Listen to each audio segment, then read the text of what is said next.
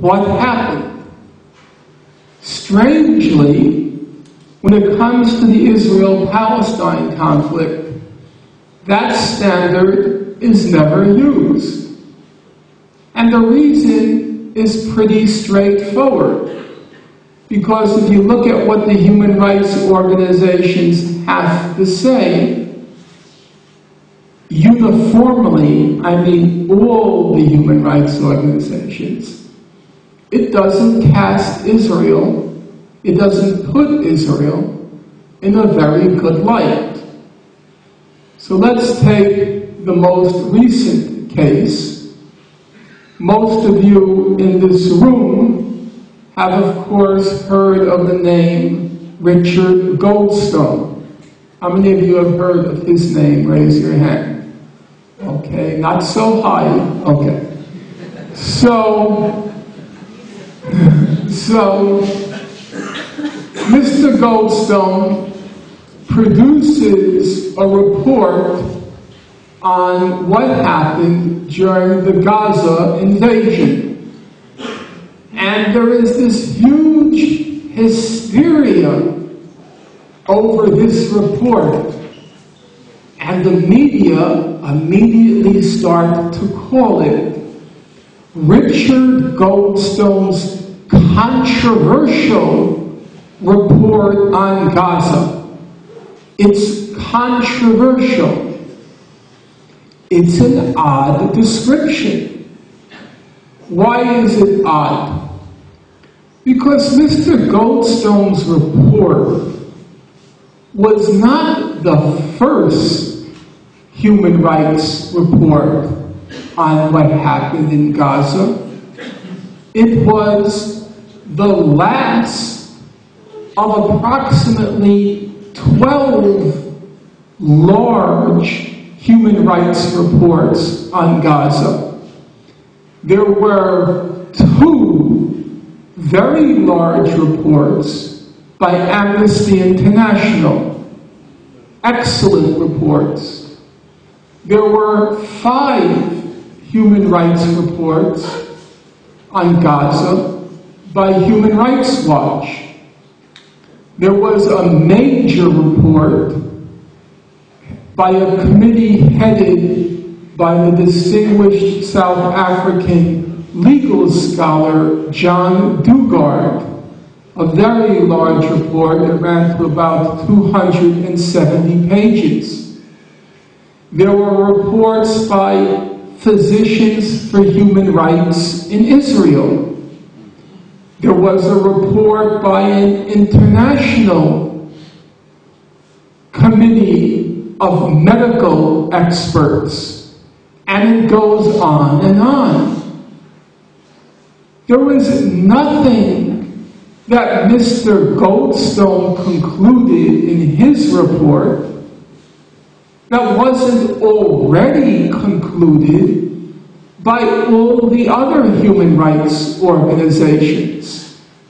With all due respect to him, and I think his was an excellent report, it was in many respects the most moderate of the human rights reports.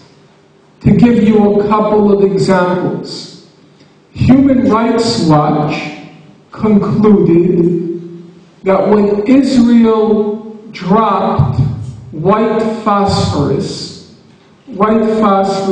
reaches a temperature of 800 degrees Celsius. When Israel dropped white phosphorus on Al-Quds Hospital, when it dropped white phosphorus on the Beit Lahya school, when it dropped white phosphorus on the main humanitarian warehouse for the UN in Gaza, Human Rights Watch said these were war crimes. Mr. Goldstone was more cautious. He did not call them war crimes. I personally disagree with him But still, for our purposes, the important point is he was more moderate than the other respected human rights organizations.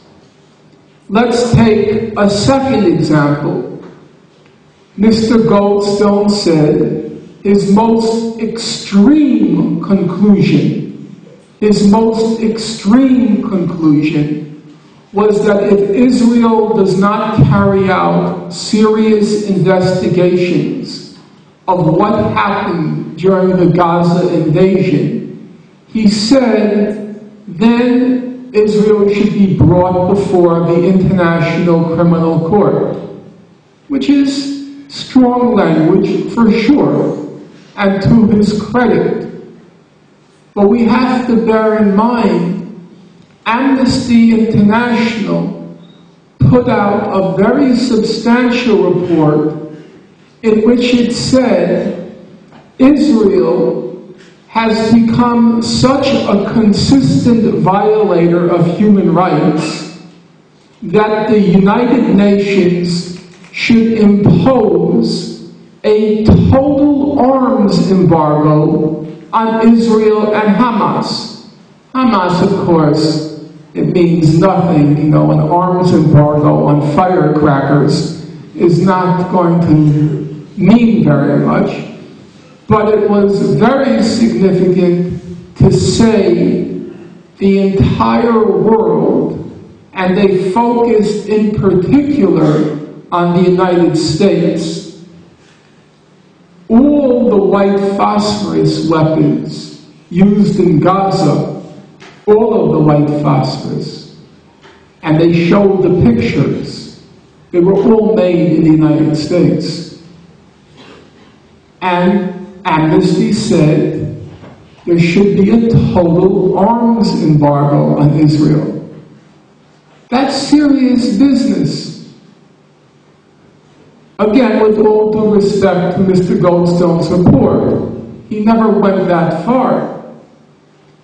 And so, what you find when you look at the actual record, number one, it's very hard to try to explain why Mr. Goldstone would be attacking Israel unless there was good reason.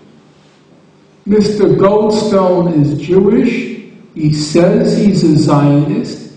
He says he believes in the idea of a Jewish state in Palestine. He tells you his mother was an active Zionist. He tells you his daughter is an active Zionist. He sits on the board of governors of the Hebrew University in Jerusalem. He has an honorary degree from the Hebrew University in Jerusalem. He says, I've worked my whole adult life for Israel. So just on its face, it would seem weird that Mr. Goldstone would be criticizing Israel unless there were very good grounds to criticize Israel.